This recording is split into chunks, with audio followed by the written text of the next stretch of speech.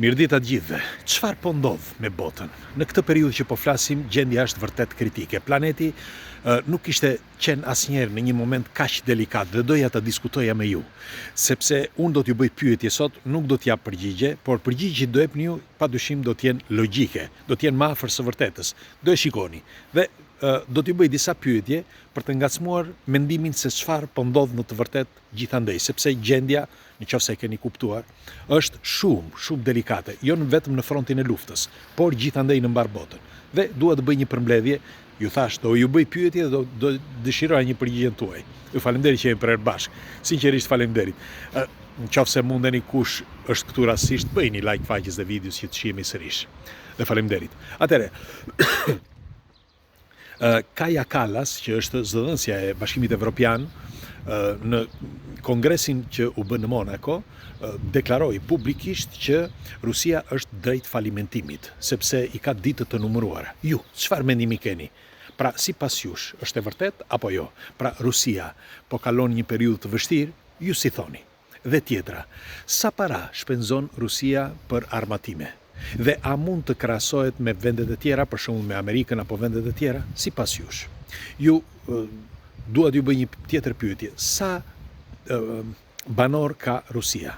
Ka 146 milion banor. Okej, po ja u them unë, por kjo Kallas, si ju thash që është zëdhënësja e sigurisë interkontinentale dhe zëdhënësja e Bashkimit Evropian, thotë që Rusia po boshatise sepse banorët po ikin. Sipas jush, është e vërtet? Po apo jo?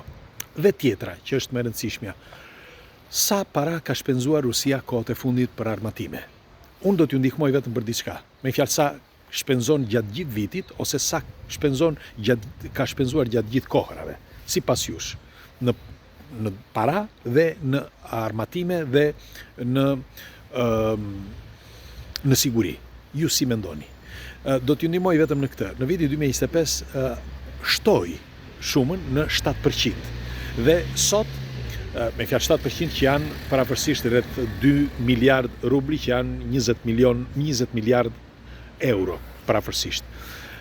Pra vetëm në vitin 2025 e shtoi në 7% 20 miliard më shumë. Dhe doja t'ju pyesja juve, nëse e shtoi 20 miliard më shumë, sa para shpenzon Rusia ose sa kishte në dispozicion për këtë luftë që po bën? Dhe tjetra, sipas jush, Rusia është në gjendje që ta fitojë luftën me Ukrainën, po apo jo? Dhe pse vazhdon ende sot me fjalë që konflikti me Ukrainën të shtohet dhe nuk është paksuar? Thash, dua t'ju bëj pyetje që të arrini vetë tek e vërteta. Doja t'ju thosh edhe diçka tjetër që t'ju ngacmoja. Duhet të dini që mendohet që kjo është një luftë mes pushtetit, pra një grup që ka dominuar prej vitesh pushtetin në mbar botën, sepse ka kontrolluar dhe vazhdon të kontrollojë gjithë shtetet e botës, nëse këtë do ta gjeni ju, nëse është e vërtet ose jo, dhe nëse kanë dominuar dhe vazhdojnë të dominojnë dhe ku dominojnë dhe kush janë këta, dhe nga ana tjetër lindi një forcë tjetër, një pushtet tjetër që quhet BRICS. Dhe ky BRICS-i që janë duke filluar nga Rusia, India, Kina, e tjerë, Irani, pra duke filluar deri edhe Amerika Latine, vendet nga Afrika, e tjerë. Pra, të gjithë këta, kur u mblodhen, në momentin që u mblodhen dhe në momentin që filluan që të bënin marrëdhënie mes tyre, pra marrëdhënie politike, shoqërore, ekonomike, nga i moment u rrit çmimi i tyre, pra vlera e të gjitha këtyre shteteve, dhe nga ana tjetër, pushteti tjetër thuhet se u ul. Dhe që nga kjo, me fjalë, ajo që nga ky shkaku i problemeve që duke ulur ekonomikisht, njëkohësisht edhe pushteti, nga ky moment filluan që të pickonin këto vende.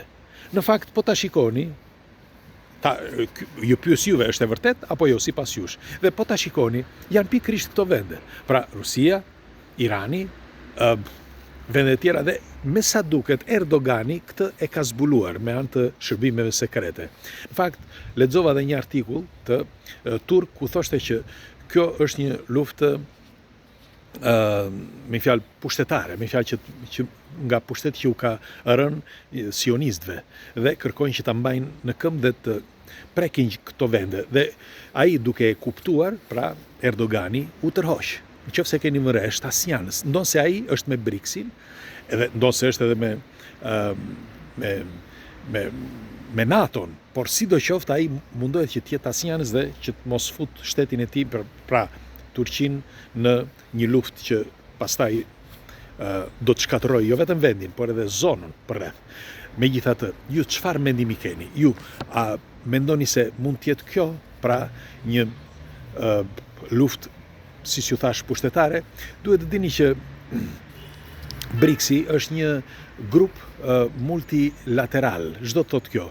Me një fjalë, atë që nuk e bënin këta të tjerët, pra pushteti tjetër që e kishin vetëm, ose e kanë vetëm ata nën kontroll, çdo gjë, dhe janë ata që vendosin, kurse multilateral, që do të thotë me fjalë BRICS-i multilateral, është që secili që të gjithë vendosin, nuk vendos vetëm një. Dhe ky ishte çelësi i suksesit të BRICS-it, pra të këtij rendi të ri botëror. Pra të riut që lindi në vitin 2024, si që thash, të Rusisë, që është Rusia, Kina dhe të gjitha këto vendet e tjera. Pra këta secili që të gjithë vendosin, nuk vendos vetëm një. Dhe ky ishte ndryshimi i madh, sipas gjasave. Dhe doja t'ju pyesja juve. Sipas jush, mund të jetë e vërtet kjo? Pra mund të jetë që këta janë një rend i ri dhe kanë këtë forcë multilaterale që nuk krahasohet me forcën tjetër që janë unikal, me një fjalë se ata vendos vetëm një dhe kaq. Ju çfarë mendimi keni? Shiko, do t'ju them diçka. Kina, për shembull, ashtu siç edhe Rusia, kur shkon të bëj një projekt, si për shembull projekti që po bën në Afrikë, dëgjojeni me kujdes këtë, bën projektin në Afrikë dhe shkon dhe shpenzon me paratë e saj projektin në Afrikë. Me një fjalë, merr paratë e saj, shpenzon atje dhe me qenë se shfrytëzon vendin me paratë e saj. Pra nuk shkon si të tjerët si kanë bërë prej vitesh që shkojnë, zaptojnë një vend edhe e rjepin atë vend. Jo. Por Kina shkon atje, duke rënë dakord me ata dhe i thot, ok, këtë punë do ta bëj unë dhe i vendos unë paratë. Bile në fund, kur marrin të ardhurat, i japin përqindje vendit. Pra, nëse unë jam në vendin tënd, thot, unë do t'jap kaq përqind ty, nëse do nxjerr flori, krom, bakër apo çfarë tjetër. Dhe ju si mendoni, është më mirë siç kanë bërë më përpara apo siç e bën Kina? Çfarë mendimi keni? Është një pyetje e rëndësishme, kjo ndaj doja një përgjigje tuaj. Shiko,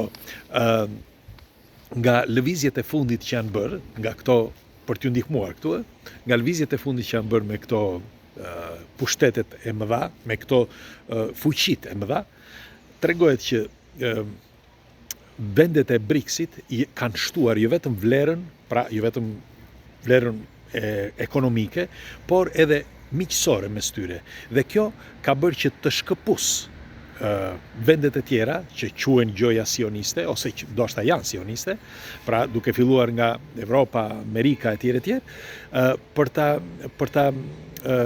ta rrëzuar fuqinë e tyre ekonomike dhe politike. Pra duke shtuar këta nga ana tjetër, si ju thash, BRICS-i, pra rendi i ri që ka lindur tani, ka rënë nga ana tjetër. Mund të jetë e vërtet kjo sipas jush, si thoni?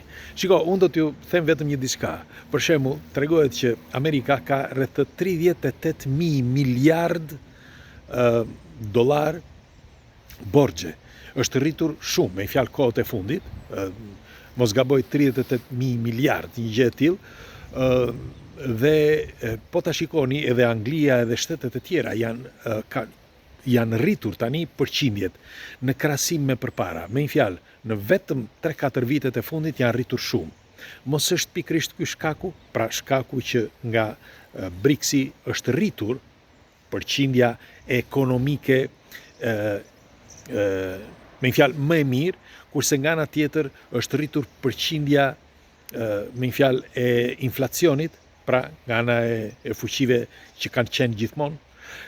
Sipas jush, kjo rritja e parave ekonomike në vendet e BRICS-it dhe ulja nga ana tjetër ekonomike që rriten borxhet nga ana tjetër, mund të jetë ky konflikti dhe mund të ketë mund të jetë ky çelësi që mund të shkaktoj luftën e tretë botërore?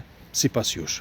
Pres komentet tuaja, le ta diskutojmë, sepse duke kuptuar këto, ndoshta do kuptojnë çfarë bote jetojmë dhe ndoshta do të jemi të përgatitur, padyshim do të jemi të përgatitur, por paktën të dimë se si do sillemi nesër. Pres komentet tuaja, kalosh një ditë mbar. Ju përqafoj.